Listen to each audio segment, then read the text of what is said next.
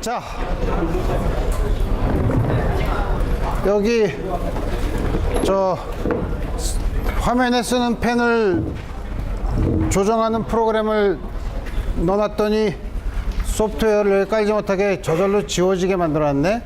그래서 다시 깔라고 했는데 못 가네. 다음번부터 깔면 되지 뭐. 못 간다고 해서 내가 못 쓰는 게 아니니까. 자, 그래서 내가 지난 시간에 이 교재 내가 모르고 안 가지고 왔는데 이 교재를 사용할 거예요. 오케이. 자, 그래서 그러면 지난 시간에 했던 것부터 보면 우리 길이 SI 단위계를 보기로 했는데, 그래서 여러분들이 단위를 어떻게 측정하는가 하는 거는 어떤 기준으로 하는가는 여러분들이 이제 책을 읽어봐야 되고, 그래서 그 중에서 이제 기본 단위가 길이, 시간, 질량인데, 그래서 우리 여러분들이 길이에 대한 단위를, 길이의 기준을 어떻게 정했더라? 지구 제일 큰 원둘레의 몇 분의 1. 그건 너무 정확하지 않고, 지구는 되는 데마다 다르니까, 우선 그보다 훨씬 더 정확하게 재야 되니까. 그래서 그러면 미터 원기, 우리 그것도 안 해요. 그래서 요새는 길이의 단위를 어떻게 길이의 기준을 어떻게 정하냐? 빛의 속도로 정해요. 우리 빛의 속도는 아주 잘 측정이 돼 있어요. 보면 몇 개나 돼 있나? 자릿수가 하나, 둘, 셋, 9개 자릿수나 있죠. 그래서 우리 어떻게 1m를 어떻게 정의하냐? 이렇게 가니까 요거의 역수, 이게 역수로 하면, 그러니까 빛이 요거의 역수 시간만큼 갔을 때 이동한 거리를 1m로 정해요. 이상하게 정하죠. 그러면 빛의 속도를 그럼 앞으로 좀 더 정확하게 재면, 그러면 길이의 기준이 자꾸 바뀌나요? 이제부터 그래서 요새는 길이의 기준을 정하는 게 뭐 미터 원기나 뭐 이런 걸로 재는 게 아니에요. 뭐냐면 아이디어가 아주 달라졌어요. 아이디어가 어떻게 달라졌냐? 빛의 속도, 우리 앞으로 측정해서 점점 더 이거의 숫자를 더 정확하게 측정할 거냐? 우리 그렇게 안 해요. 이젠 어떻게 하냐? 이제부터는 빛의 속도는 이걸로 정하자고 쳐요. 더 이상 안 재. 빛의 속도는 이거예요. 그리고 나서 정확히 시간만 측정하면 되죠. 시간을 측정해서 요거의 역수만큼 가는 시간 동안 빛이 진행한 거리를 1m로 정의해요. 그러니까 아주 달라지죠. 길이에 대한 정의는, 빛의 속도는 자연계에 나타나는 상수예요. 자연계에 나타나는 상수를 상수로 정해. 그건 더 이상 더 정확도를 더 늘리려는 노력을 하지 않고 지금까지 했던 정확도로 정해요. 그리고 나서 상수는 변하지 않고 그 상수의 자연계에 나타나는 상수로 거리를 정의한다 이거예요. 1m를. 그래서 여기 나타난 거는 우리가 전형적으로 나타나는 거리들을 본 거고요. 여러분들 책에 있는 거를 그대로 인용했으니까 책을 읽어보면 알 테고. 그 다음에 시간은 좀 약간 특이해요. 왜냐하면 어떤 물체가 있으면 길이나 질량은 그 물체가 가지고 있는 고유한 성질이에요. 시간은 안 그래. 시간은 물체에 상관없어요. 그러니까 우리 시간이라는 건 좀 다른 물리량보다 조금 느낌이 다른데, 어쨌든 시간은 요새는 어떻게 지냐면 소위 원자시계 중에서 시슘 133, 원자번호가 133인 거. 왜 특히 원자번호를 정해주냐면 동위원소가 많이 있기 때문에 시슘 원자의 특정한 파장의 빛의 진동수, 그거의 역수로 다음과 같이 굉장히 이상하게 정의를 하죠. 요새는 이것도 역시 그렇지만 숫자는 굉장히 많죠. 다음과 같이 정의를 해요. 그 다음에 질량은 지금까지 질량 원기, 그것도 그만큼 정확하지 않으니까 사람들이 흔히 탄소 12원자 1몰의 질량, 그거를 12g으로 정의하죠. 근데 문제는 1몰이면 숫자가 굉장히 크잖아. 아보가드로 수죠. 6 곱하기 10의 23승계인데 아보가드로 수가 정말 정확히 6 곱하기 10의 23승이야? 그거 잘 모르죠. 그러니까 아보가드로 수를 정확하게 측정하지 못하는 이상 적어도 별로 의미가 없어요. 그러니까 질량을 정의하는 것도 굉장히 힘들어요.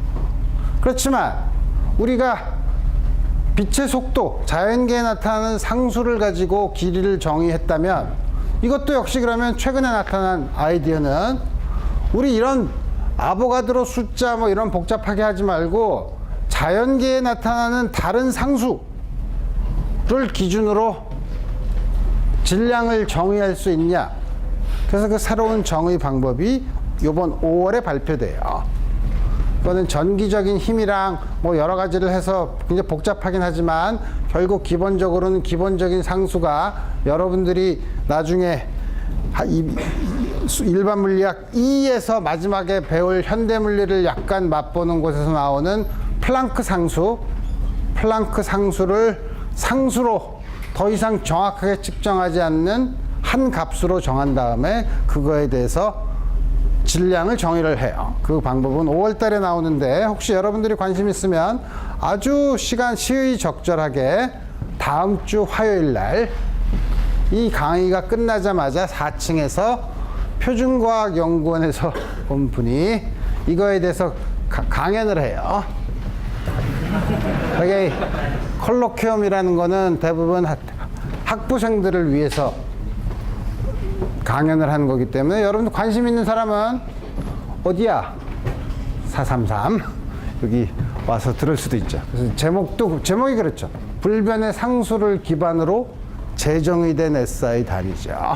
여러분들 중에 관심 있는 사람은 저기 가서 한번 들어보면 굉장히 아주 여러 가지 재밌는 이야기를 들을 수 있어요.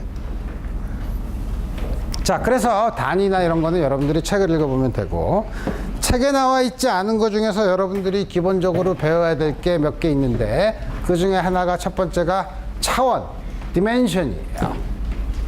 디멘션은 두 가지 의미가 있어요. 물리학에서는 두 가지 의미로 사용하는데 첫 번째는 우리가 3차원의 세상에 살고 있다, 뭐 4차원의 세상에 살고 있다 할 때 뭐냐면 차원은 뭐냐면 물체의 위치를 정할 때 우리가 필요한 좌표의 개수가 몇 개냐.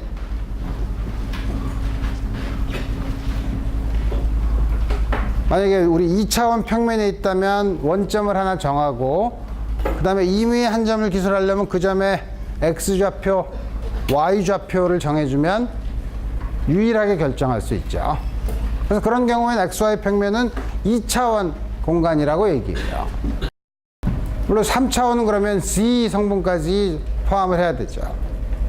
그럼 우리가 사는 공간은 쉬워. 여러분들이 사람들이랑 만날 약속을 할 때 뭘 정하는지를 보면 되죠. 야, 우리 하나스퀘어 지하 1층에서 만나자. 그럼 만나기 어렵죠. 시간을 안 정했잖아. 그래서 우리는 X, Y, Z 시간 4차원 공간에 살고, 그래서 우리가 4차원 시공간이라고 하죠.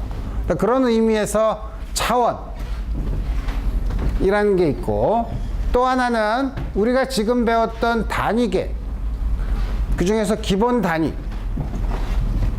길이, 질량, 시간이 있으면 우리 길이를 L, 랭스의 L, 질량, mass, T라고 놓으면 어떤 물리량도 길이와 질량과 시간에 적당한 거듭제곱 형태로 항상 쓸 수 있어요.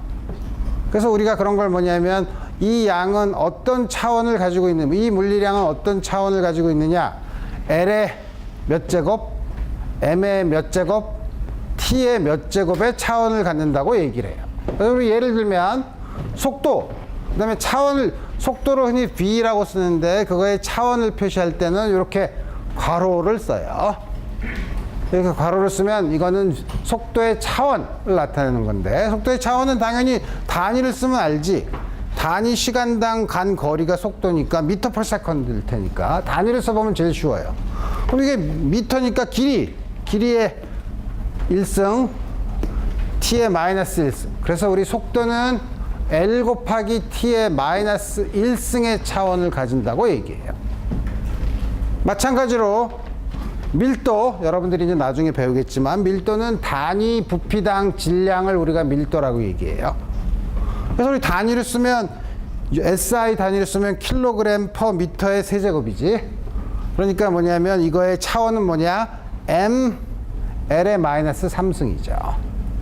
그 디멘션을 다음과 같이 쓰고, 여러분들이 또 지금까지 배우지 않았던 파워, 일률, 흔히 우리가 W라는 기호를 쓰는데 이거의 차원은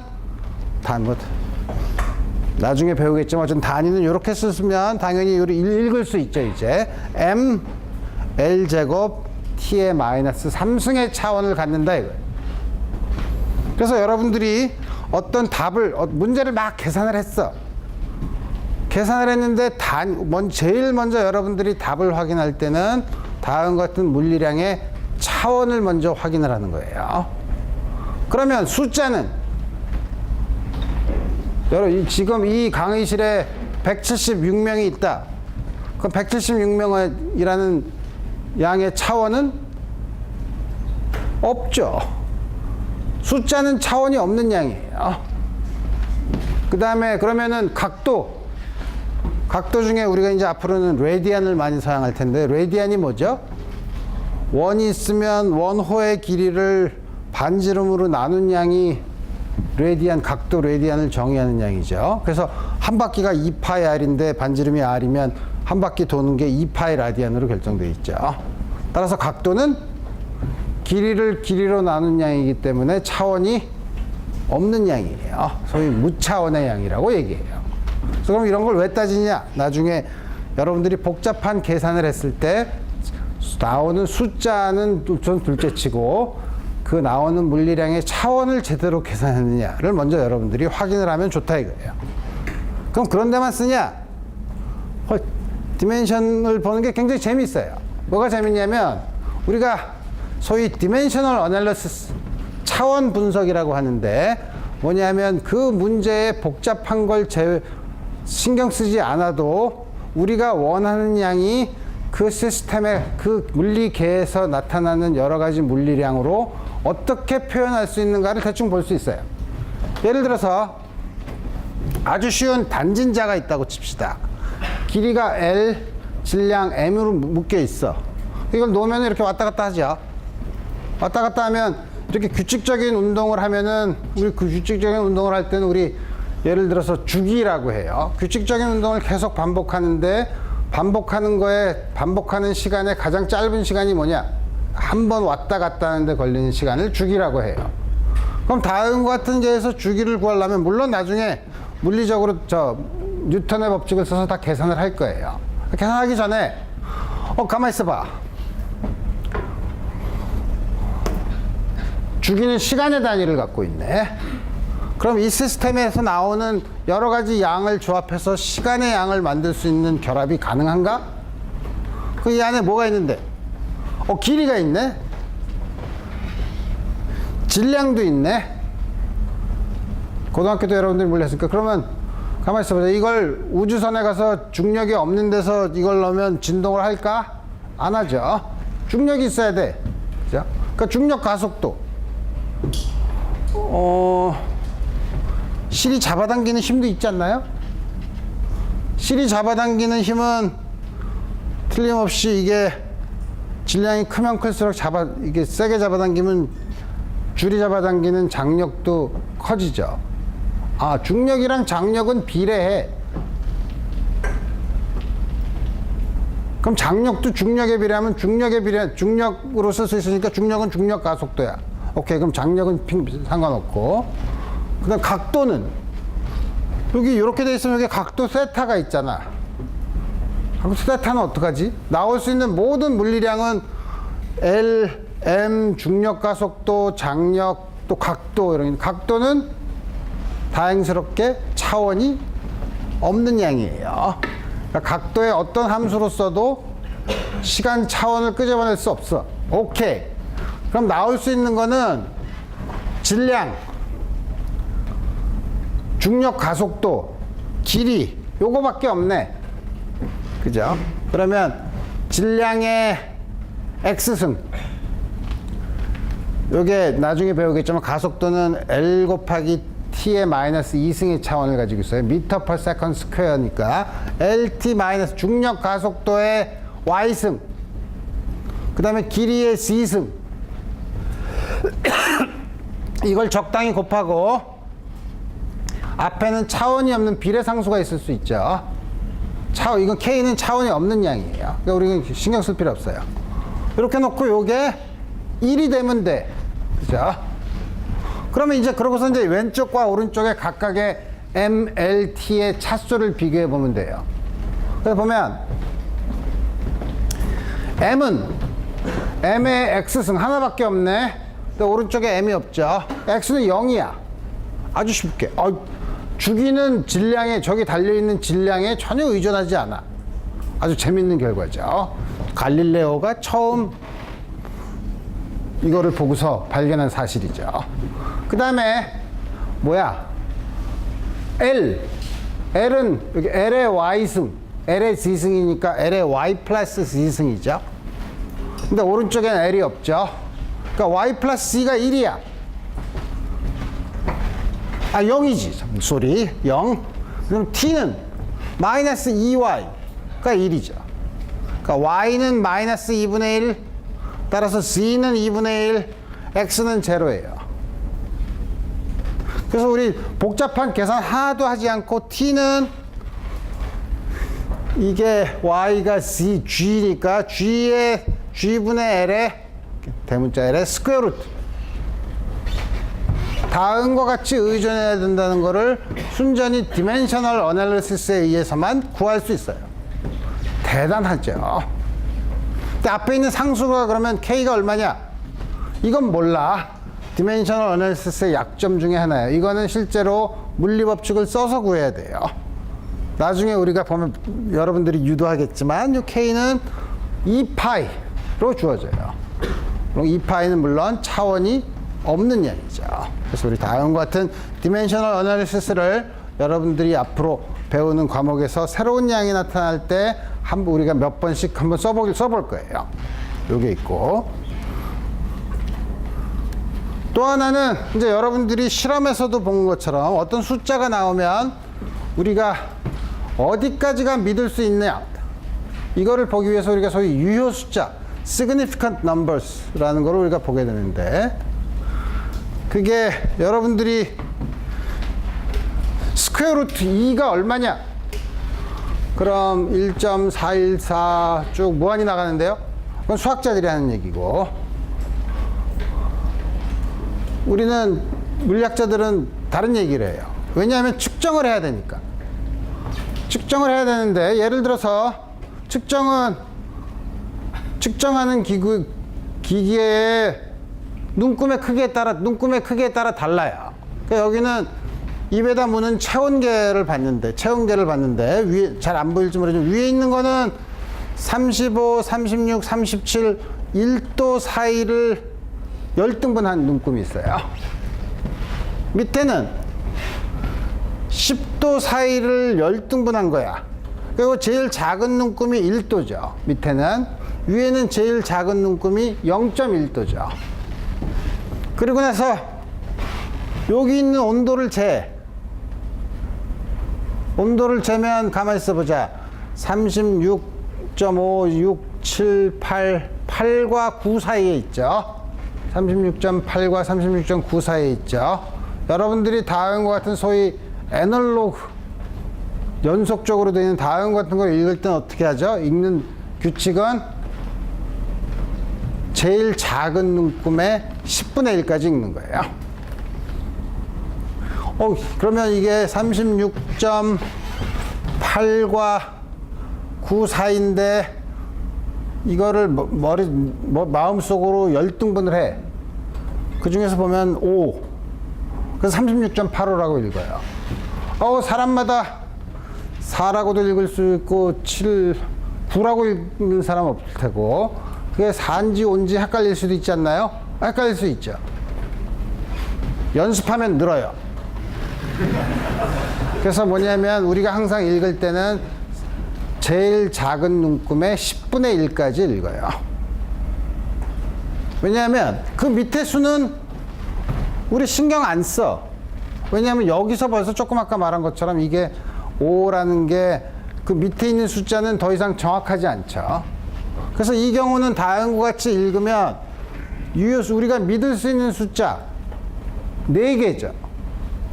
의미가 있는 숫자가 4개이기 때문에 유효숫자를 4개라고 해요. 밑에 있는 건 36점, 최소 눈금의 1도를 나눠서 8, 36.8. 그 밑에 자리는 믿을 수가 없죠.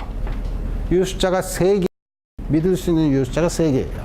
그래서 다음 같은 유효숫자가 다른 양들을 더할 경우, 물론 2개가 차원이 같은 양을 더해야 되겠죠. 3.56 더하기 2.1이야. 그럼 여러분들이 초등학교 때 우리가 잘 아는, 여러분들도 7을 떨었을 구몬학습지에서 많이 나오는 문제죠. 이러면 여러분들이 5.66이네 라고 쓰면 물리학에서는 틀렸다고 얘기해요. 왜? 여기는 소수점 밑에 두째 자리까지 읽을 수 있지만 여기는 요 밑에 있는 게 얼마인지 모르죠. 그러니까 이거 6이랑 얼마인지 모르는 숫자를 더하는 건 아무 의미가 없어. 그래서 의미 있는 숫자까지, 이때는 소수점 밑에 한 자리까지 읽어야 되죠. 그래서 다음과 같이 되어 있을 때는 덧셈일 경우에는 소수점을 기준으로 밑에 있는 거에 유효숫자의 개수를 맞춰서 더해줘요. 물론 여러분들이 더한 다음에 반올림을 하면 돼요. 곱셈은 여러분들이 곱하면 되는데, 곱셈은 룰이 이게 유효숫자가 3개고 2개면 작은 숫자에 맞춰, 유효숫자 개수가 작은 거에 맞춰줘요. 계산기로 두드린 다음에 반올림을 해서 유효숫자 2자리까지만 맞춰주면 돼요. 그러면 근데 유효숫자를 볼 때 우리가 그냥 10, 100 이건 유효숫자가 몇 개냐? 하나예요. 이 뒤에 있는 건 자릿수만 맞춰주는 거예요. 자릿수가 몇 개 있냐고 물어보는 거죠. 이거를 유효숫자가 그럼 1개면 똑같은 숫자를, 그러면 이걸 유효숫자를 2개인 수로 표현할 수 있냐?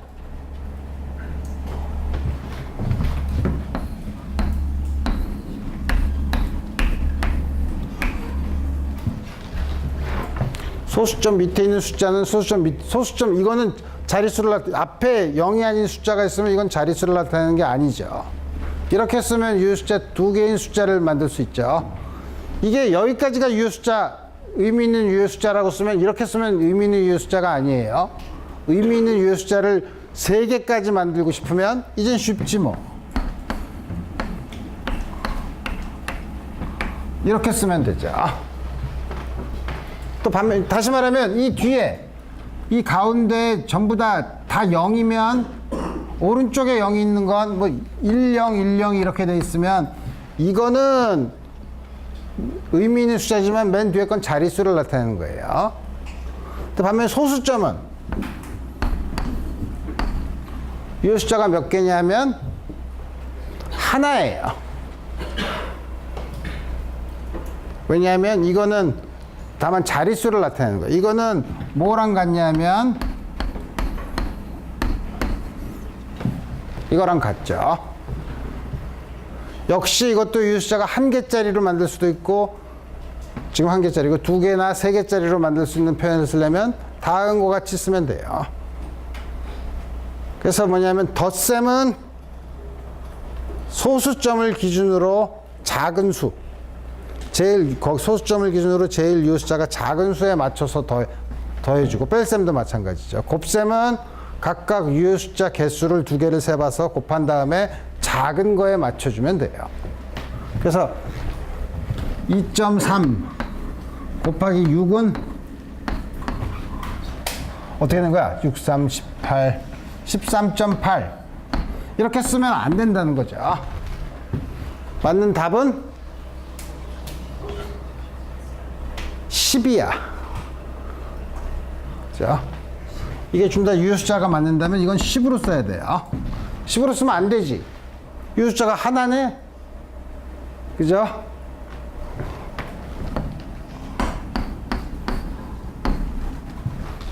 이렇게 써야 맞는다는 거죠.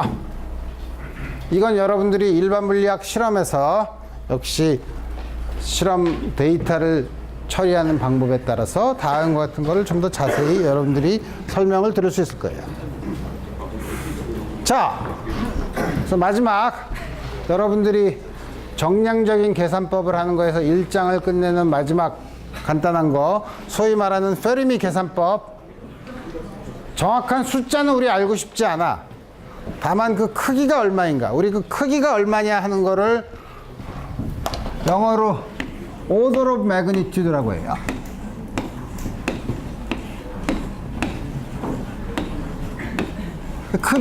크기가 얼마나 크냐 하는 걸 물어보는 건데, 그래서 order of magnitude calculation. 그럼 대충 우린 숫자가 1인지 3인지 우리 이건 신경 안 써. 다만 이게 10의 몇 승인가를 알아보는, 우리 이런 거를 소위 페르미 계산법이라고. 페르미가 이 짓을 잘했어요. 페르미가 옛날에 그 뭐지? 핵실험을 처음 하는데, 핵폭탄 실험을 처음 하는데, 요새 핵폭탄 얘기하면 굉장히 민감하지. 어쨌든 핵폭탄 실험을 처음 하는데, 처음 하니까 실험이 제대로 되는지 관측을 해야 될 거 아니에요? 근데 핵폭탄이 터지면 뭐 방사능도 많이 나오고, 뭐 이래서 인체에 해롭되는데, 그래서 대략, 이 정도가 터지면 어느 정도에 떨어져 있으면 대략 안전한가. 뭐 이런 거 잘 계산했어요. 페르미가 여러 가지 아주 쉽게 여러 가지를 많이 계산하는데, 그래서 여러분들한테 지난 시간에 그럼 이런 정량적인 분석을 하는 것 중에 여러 가지 대표적인 질문이 있는데, 그 중에 하나는 우리나라의 치과 의사가 몇 명이나 있을 것 같냐? 넌 여러분들이 생각해 보기로 하고, 나는 좀 더 구체적인 거, 나는 신발에 꽂혀 있기 때문에 신발을 자꾸 사. 근데 요새 신발은 너무 좋아서 잘 안 달아. 그래서 이게 다 다르면 사야지 하다가 못 하다가 딴 거 사고 하니까 너무 많아졌어요. 그러다 보니 요새 신발이 잘 안 닳는데, 그럼 도대체 신발이 얼마나 잘 닳나? 한 걸음 걸을 때마다 신발에서 떨어져 나가는 분자수가 얼마인가? 이걸 봐야죠. 우리 대략적인 것만 하면 돼. 여러분들이 대략 1년 정도 신발 신으면 몇 그램 정도 없어지는 것 같아요? 여러 킬로 신으면 모르지만 한 킬로만 신으면 잘 모르지. 한 2g 떨어지나? 그럼 내가 걷는 거랑 딴 사람이 걷는 거랑 어떻게 다르지? 2g, 6g, 10g, 몰라. 10g 떨어진다고 쳐. 1년에 10g 떨어진다고 쳐.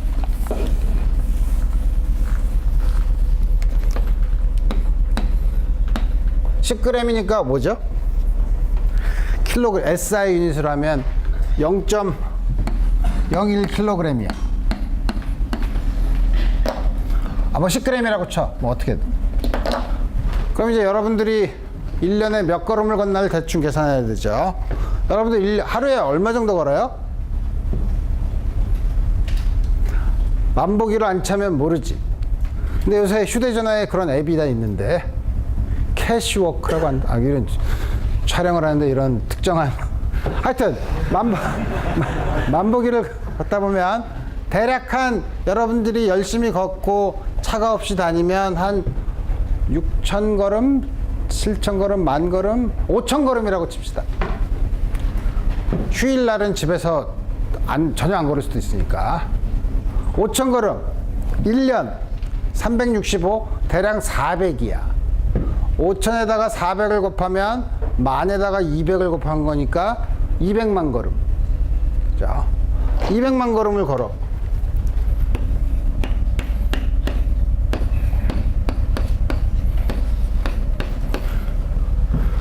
그럼 10의 마이너스 2승 킬로그램이니까 한 걸음당 얼만큼 빠지는 거야? 나누면 10의 마이너스 8승 대략 5 곱하기 10의 마이너스 9승 킬로그램이 한 걸음당 빠지는 거야. 그럼 분자로는 되게 신발바닥이 고무죠. 고무면 가만히 있어보자. 여러분들이 고등학교 때 화학을 배웠을 거 아니야. 고무가 유기화합물이니까 분자량이 높은데 분자량이 대략 얼마나 되나? 그건 고무에 따라 다르죠. 그렇지만 대략 유기분자 분자량이 얼마나 되나? 잘 모르지. 잘 모를 때는 한 100 정도 되겠지 뭐. 100이나 200 정도, 100, 100이라고 쳐. 분자량이 100이라는 게 도대체 뭐죠? 1몰이 모여있으면 6 곱하기 10의 아보가드로 숫자만큼 모여있으면 100g이라는 얘기죠. 그죠? 그러면 1kg은 그거의 10배잖아. 그러면 분자량이 100이면 아보가드로 수만큼 있으면 100g. 아보가드로 수보다 10배 있으면 1kg죠.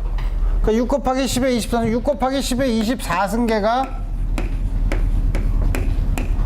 이게 뭐냐면 1kg이네 뭐.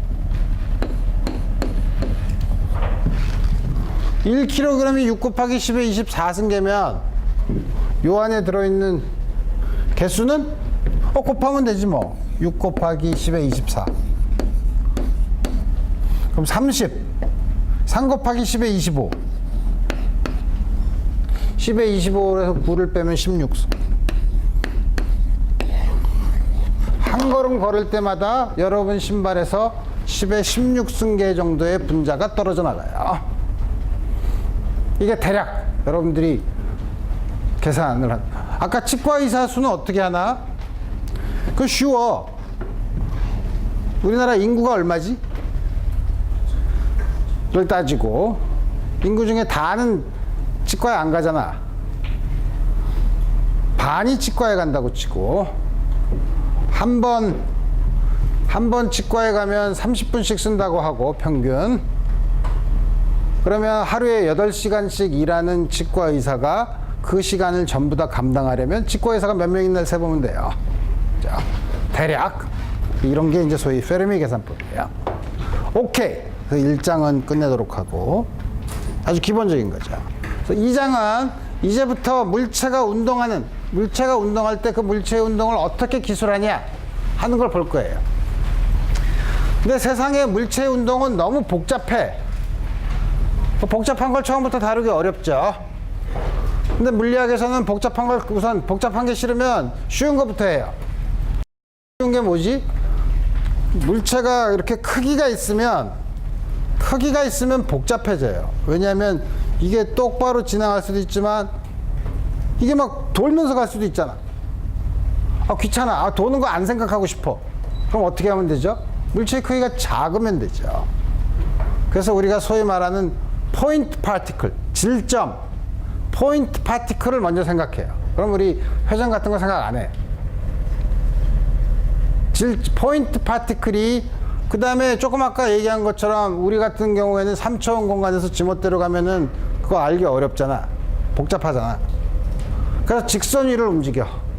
그래서 우리 1차원 직선 위에서 크기를 무시할 수 있는 질점이 움직이는 운동을 제일 먼저 기술할 거예요.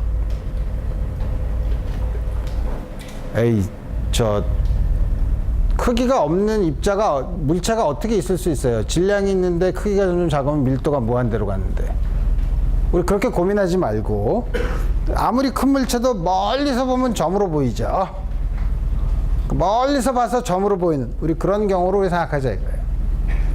그 다음에 여러분들이 1차원에서 질점의 운동을 잘 이해하면 그 다음에 2차원, 3차원 그 다음에 물체가 질점이 아니라 질점인 물체가 2개, 3개 있으면 두 개까지는 우리가 잘할 수 있어. 세 개부터는 너무 복잡해. 그래서 그 다음부터는 무지하게 많을 때예요.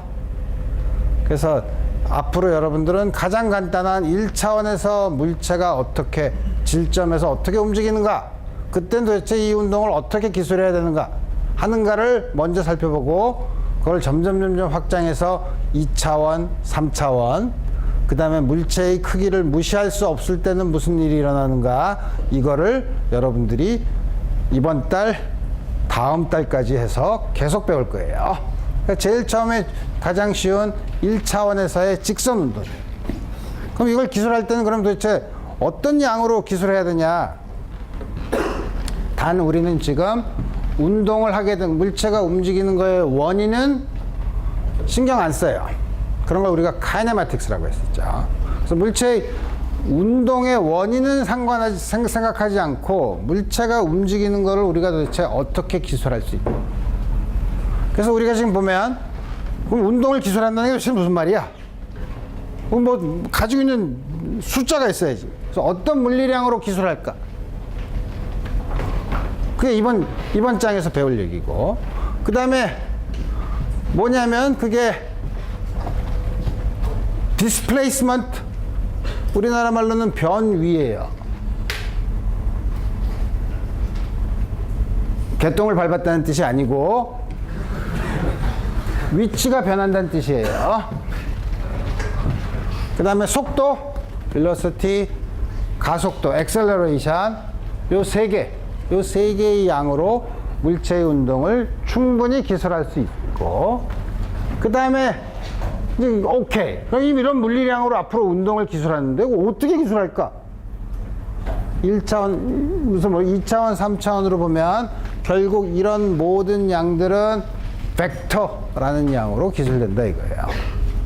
그래서 벡터라고 하면 여러 가지 수학적인 의미나 물리적인 의미를 생각하기 전에, 벡터라고 하면 내가 생각나는 거는 신문에서, 매스컴에서 한 거는 여러분들 교과 과정에 벡터가 포함되냐 안 되냐로 논란이 많이 돼 있죠. 여러분들은 고등학교 때 벡터를 배웠어요? 오, 다행이야. 올해까진 다행이야. 오케이, 좋았어. 벡터 어떻게 다룰 것인가를 이제 살펴보고, 그 다음에 안 배운 것 같아? 운동이 일어나는 원인은 뭐냐? 이제 요게 이제 앞으로 다이내믹스로 해서 뉴턴의 법칙이 나오는 요 순서대로 우리가 이제 여러분들이랑 알아보겠다 이거예요. 그래서 운동을 기술하는 물리량은 아주 간단해. 세 개인데, 하나는 변이, 조금 이따 좀 더 자세히 설명할 거예요. 변이, 속도, 가속도, displacement, velocity, acceleration. 근데 우리나라 말로, 그러니까 일상 용어로 쓰는데 이런 거랑 개념이 비슷한 용어들이 많이 있어요. 근데 되게 물리 용어를 일상 용어에서 따가지고 와서 쓰기 때문에 친숙하게 느끼려고 하려고. 근데 그러다 보니 여러분들이 알고 있는 일반적인 개념과 물리에서 쓰는 용어랑은 약간 차이가 있을 수 있어요. 그래서 물리에서는 그 용어를 정확히 정의해요. 예를 들어서 나 오늘 스트레스 너무 받았어. 스트레스와 물리에서 얘기하는 스트레스는 달라요. 스트레스는 단위 면적당 작용되는 단위 면적당 변형된 길이를 우리가 스트레스라고 하죠. 달라요. 나 오늘 교수님이 강의했는데 너무 빨리 나가서 내가 압력을 너무 받았어. 압력과 물리에서 얘기하는 압력은 얘기가 달라요. 그러니까 그래서 우리 뭐냐면, 우리 보통 쓸 때는 이거 대신에 거리, 위치, 이런 말 많이 써요. 그 다음에 속도도 스피드. velocity는 벡터고 스피드는 이 벡터의 크기예요. 그래서 여러분들 자동차 앞에 속도를 재는 기계가 영어로 뭐더라? 스피도미터죠. 빌러서토미터가 아니죠.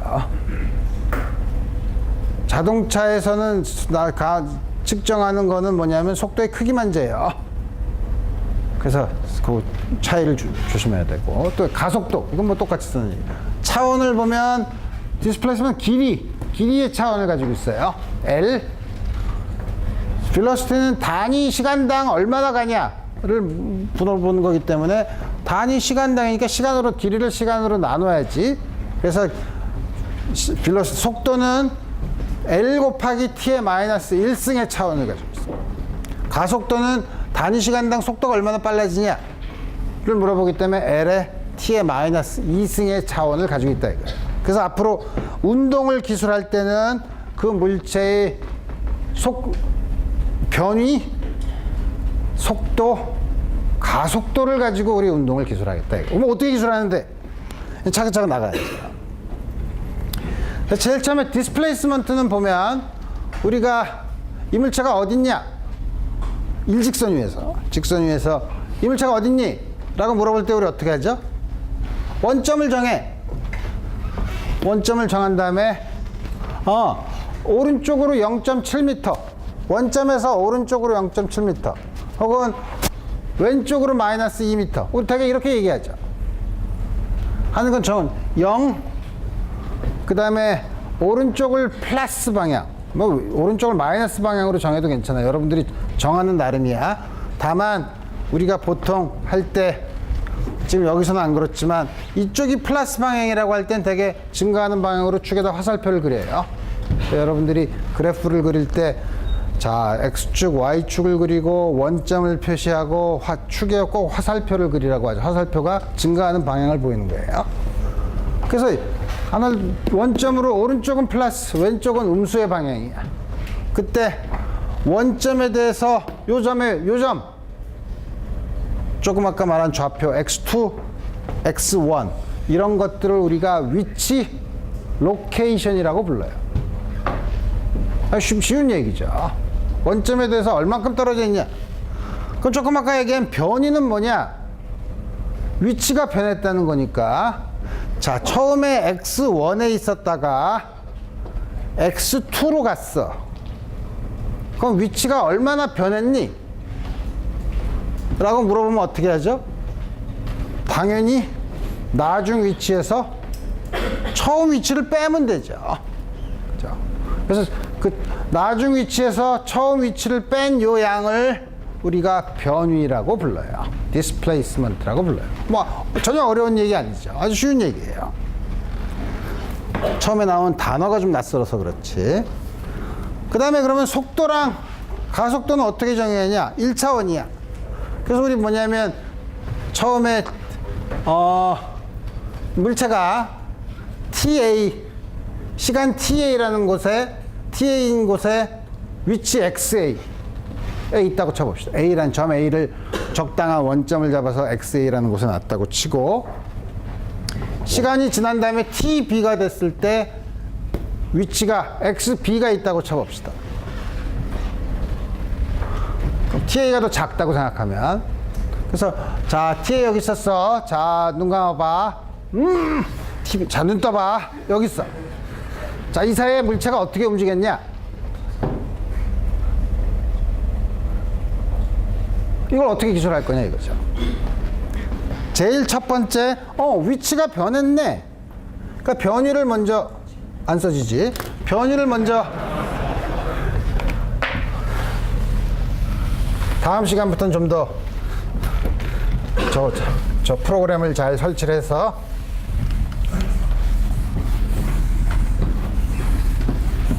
이거 이렇게 지울 필요가 있나? 여기 써 있는데. 변위는 안 써 있구나. 그러면 변위를 계산을 해. 빨간 걸로 쓰면 잘 안 보이니까. 변위는 XB 마이너스 XA야. 그러면 변위를 주면 운동을 다 기술할 수 있나? 아니죠. 똑같은 시간 간격이라고 해도 이렇게 갈 수도 있고, 이렇게 갈 수도 있고, 이렇게 갈 수도 있고. 그 차이는 어떻게 보냐 이거예요. 그 차이는 모르지. 그래서 그러면 우선은 그 별짓을 다 해도 여기서부터 여기까지는 같네. 그죠? 그러면 전체 간 변이를 전체 시간으로, 걸린 시간으로 나눠. 이 사이에 어떻게, 이 사이에 어떻게 변했는지 모르지만 전체, 이게 얼만큼, 평균적으로 얼만큼 갔는지를 알게 해주는 척도가 되죠. 그래서 우리 이거를 평균 속도라고 불러요. 자. 근데 평균 속도를 아무래도 조금 아까 말했지만 내가 본 것처럼 조금 아까 했던 이렇게 가는 거, 이렇게 가는 거, 이렇게 가는 게 전부 다 평균 속도는 전부 다 똑같아요. 자. 그러면 조금 아까 내가 얘기했던 여러 가지를 기술하는 다른 운동은 어떻게 기술하면 좋냐? 각 점을 지날 때마다 속도를 알면 좋지 않을까? 여기서의 속도, 여기서의 속도. 여기서의 속도는 그럼 어떻게 계산하는데? 여기 조금 전의 시간에서 조금 후의 시간 사이에서의 요 사이의 평균 속도를 계산한 다음에 그 시간 간격을 점점 줄이면 되죠. 평균 속도를 정의한 다음에 그 사이에 TB랑 TA를 양쪽으로 하지 않고 그 중에 하나를 원하는 곳에 있으면 양쪽 끝에 간격을, 시간 간격을 점점 줄이면 그 사이에서의 평균 속도, 그 시간 간격이 점점 줄면 그게 순간 속도가 돼요. 가속도도 이제 마찬가지로 이제 얘기를 할 수 있는데, 그래서 뭐냐면 우리 속도를 정의하는 건 다음과 같이 속도에는 전체적으로 그 운동의 특성을 나타내주는 평균 속도, 그 다음에 순간순간 좀 더 운동이 상세하게 어떻게 가는가 하는 순간 속도를 볼 수 있다 이거예요. 그래서 여러분들은 앞으로 중학교 때부터 많이 봤던 그림, 다음과 같은 그림으로 운동을 대충 짐작하는 그래프를 해석하는 방법을 이제 앞으로 많이 볼 텐데, X축이 T예요. 시간이야. Y축이 간 위치예요. 그래서 다음과 같이 됐을 때 이걸 그리면 하늘색으로 이렇게 움직였다고 치면 시간이 지날수록 점점 위치가 오른쪽으로 가니까 이 물체는 평균적으로 오른쪽으로 움직였네. 이걸 알죠. 순간적으로 다 아는데, 그럼 여기 X1, X2 요 사이의 평균 속도는 다음과 같이, 평균 속도는 실제 속도랑은, 실제 움직인 거랑은 이렇게 평균 속도로 움직인 거랑은 경로가 다르긴 하지만 다음과 같이 주어져 있죠. 이거는 첫 점과 끝 점을 이은, 이게 기울기예요. 이 두 첫 점과 끝 점을 이은 직선의 기울기예요. 왜냐하면 이게 시간 간격 분모에 있고 Y축에 이게 여기 있으니까. 그 다음에 에버리지 스피드는 간 거리, 변위가 아니라 간 거리. 그게 무슨 말이냐면 내가 여기서부터 요렇게 갔다가 여기까지 왔어. 이거랑 요렇게 온 거랑 변위는 같아요. 변위는 첫 점과 끝 점이 똑같으면 항상 변위는 같아요. 그죠? 그렇지만 이게 실제로 움직인 거리랑 이게 움직인 거리는 다르죠. 이게 왜 변이가 같아요? 이쪽으로 갈 때는 증가했다가 이쪽으로 다시 올 땐 빼주잖아. 그죠? 근데 만약에 거리를 구하라 그러면 이것도 플러스고 이것도 양수로 다 더해야 돼요.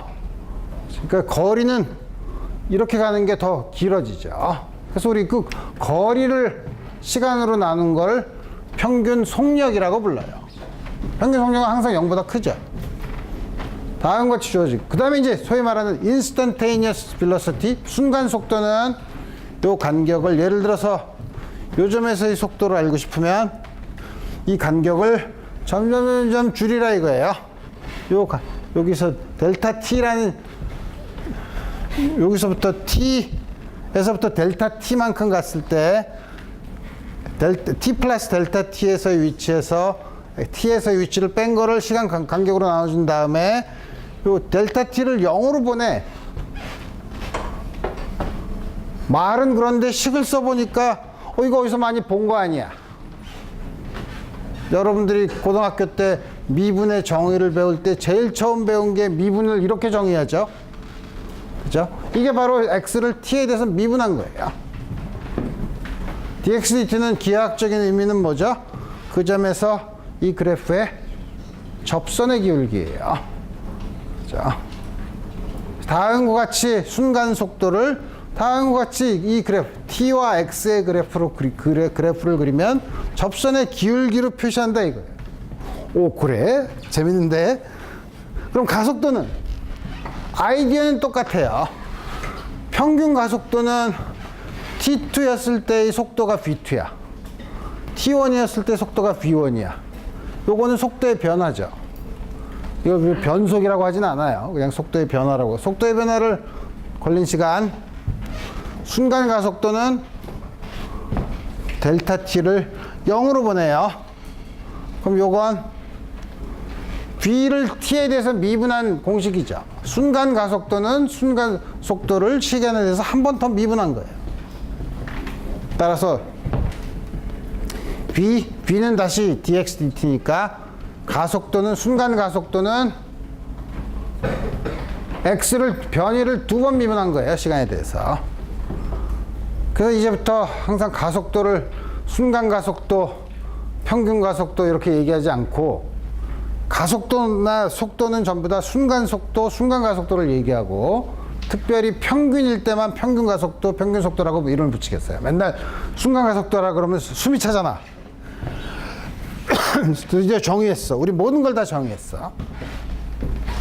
자, 그래서 우리 이제 여러분들이 그림을 보면 다음과 같이 움직였으면 역시 t x축인데 시간에 따라서 위치를 그린 그래프가 다음과 같이 주어졌다. 그럼 이제 여러분들이 그림을 이해할 수 있어야 돼요. 처음에는 정지해 있다가, 왜냐하면 시간이 지나도 가만히 있으니까 정지해 있다가 점점 빨라졌다가 점점 일정하게 움직였다가 다시 시간이 지난 다음에 섰네. 이제 그림을 보고 이해할 수 있어야 돼요. 그럼 속도는 어떻게 하라 그랬지? 이거 이해하기가 어려운데 하지 말고 속도는 이거 미분하면 된다며. 그죠? 미분하면 돼요. 접선의 기울기만 그리면 돼. 처음에는 0이야. 그러다가 여기 요 구간에서는 일정하게 증가하다가 요 구간에서는 일정하죠. 컨스탄트였다가 다시 이렇게 꺾어지니까 내려와서 속도는 위에 건 미분하면 돼요. 거꾸로 밑에 있는 걸 적분하면 위에 게 나오겠죠. 가속도는 이거 다시 한 번 더 미분해. 미분하면 0. 여기는 미분하면 여기는 일정한 속도. 요 사이는 여기는 갑자기 확 늘었네. 그랬다 여기는 기울기가 0. 여기는 기울기가 갑자기 줄었네. 그랬다 다시 0. 이게 가속도의 그래프예요. 물론 요 점에서 이거 미분이 안 되는 거 아닌가요? 불연속인데 실제 우리 물체에서는 그런 일이 없어요. 이게 아주 경사가 급하긴 하지만 이렇게 수직으로 되어 있는 경우는 없죠. 자, 그래서 이건 아주 일반적인 가속도를 가진 경우고, 여러분들이 이게 뭐냐면 여러분들이 이 강의실에 올 때 엘리베이터를 탔을 때 엘리베이터가 1층에 섰다가 6층에서 내린 여러분들의 위치라고 생각해도 아주 잘 맞는 얘기죠. 근데 그런 거 말고 이제 그런 가속도가 일반적으로 막 변하고 모든 것이 변하면 인생이 복잡하니까, 그러면 간단한 거, 가속도가 일정한 경우, 가속도가 상수인 경우, 가속도가 상수이면 어떻게 되나? 가속도가 상수면 이거야. 가속도가 상수죠. 그러면 속도는 미분에서 이게 나와야 되죠. 직선이야. 그러면 변이는 포물선이에요. 포물선을 미분해야 직선이 되고 직선을 미분해야 상수가 되죠. 그러니까 다음과 같이 그림을 그릴 수 있다 이거예요. 그래서 우리 가속도가 막 변하는 가장 일반적인 경우는 우리 생각하기 어려운데, 우리 여러분들이 앞으로 제일 많이 보는 문제를 풀 운동은 아주 간단한 가속도가 일정한 경우를 볼 거예요. 우리 예를 들어서 지구 표면 위에서 중력 가속도가 일정한 거랑 그 경우를 항상 생각해 보면 되죠. 질문이 있는데요. 왜 변이랑 변이에 대한 시간의 미분 한 번 하고 두 번 미분하는 것도 생각하는데 왜 세 번 미분하고 네 번 미분하고 n번 미분하고 이런 거는 왜 운동을 기술하는데 안 쓰나요? 그런 생각 안 해봤어? 왜 안 쓰지?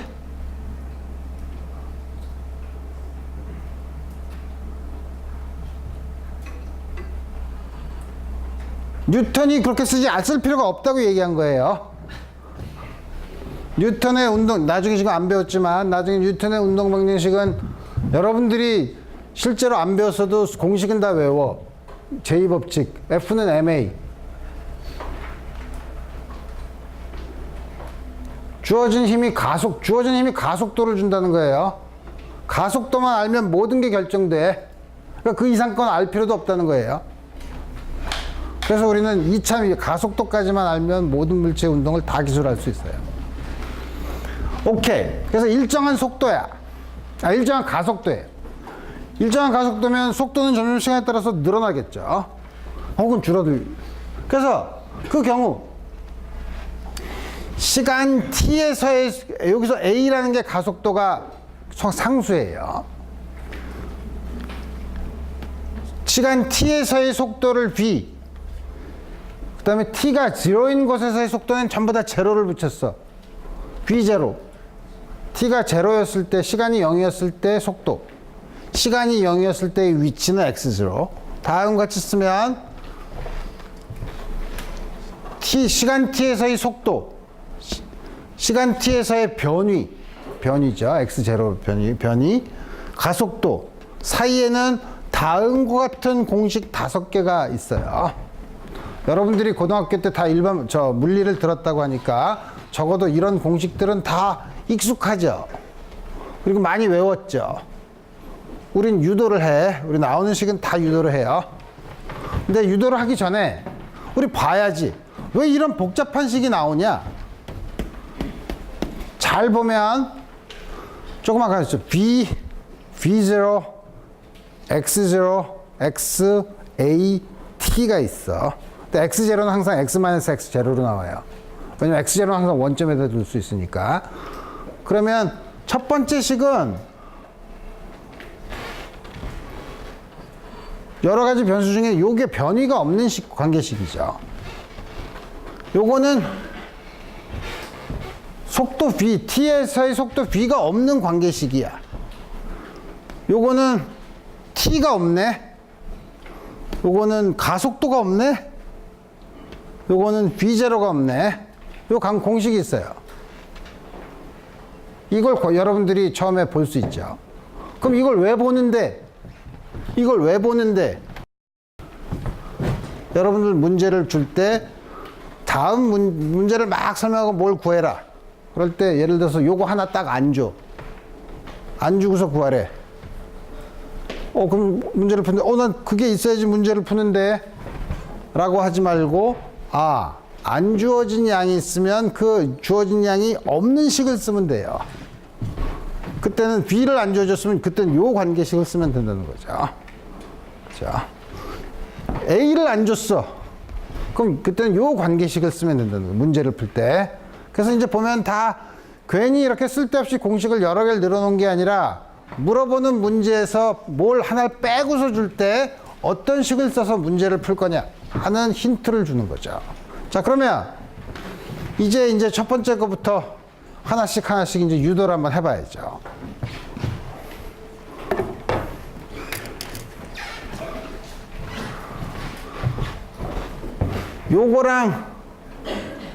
요거를 알면 나머지는 다 유도가 돼요. 이게 이렇게 독립적인 식이 아니에요. 필요한 변수를 자꾸 바꿔 썼을 뿐이에요. 첫 번째 식 유도하기 쉬워. 너무 어둡나? 앞에 불 켤까? 켜지 마. 아늑한 분위기보단 밝은 분위기가 좋지? 오케이. 첫 번째 식은 아주 유도하기 쉬워요. 어떻게 유도하면 되냐? 가속도가 일정하다며.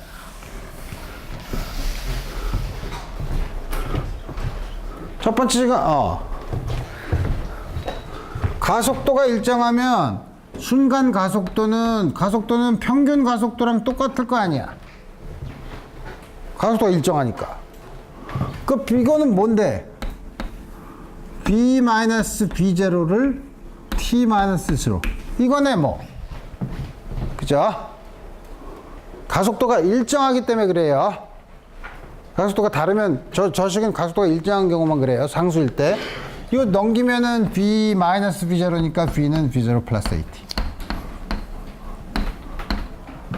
아주 쉽게 나오죠. 그 다음에 또 있는 게 뭐야? 이거는 변위는